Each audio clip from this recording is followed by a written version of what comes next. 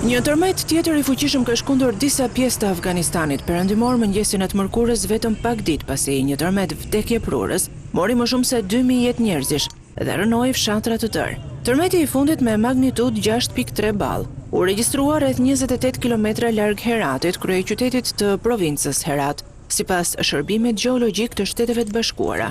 Rreth 80 persona u lënduan nga tërmeti i mërkurës, ndërsa autostrada kryesore në Herat u bllokua si pasojë e rrëshqitjes së dheut, tha një zëdhënës i Ministrisë për Informim në Afganistan. Të 700 shtëpit në fshatin Çahak, i cili nuk ishte prekur nga tërmeti i kaluar, u shëmbën të mërkurën. Në Çahak nuk u raportua për viktima pasi banorët ishin strehuar nëpër tenda këtë javë nga frika se tërmetet do të vazhdojnë të godasin Heratin. Zyrtarët Taliban thanë se më shumë se 2000 njerëz u vranë në Herat si pasojë e tërmetit të fundjavës. Fshatrat e këtij rajoni nuk kanë mbetur pothuajse asgjë, përveç rënojave.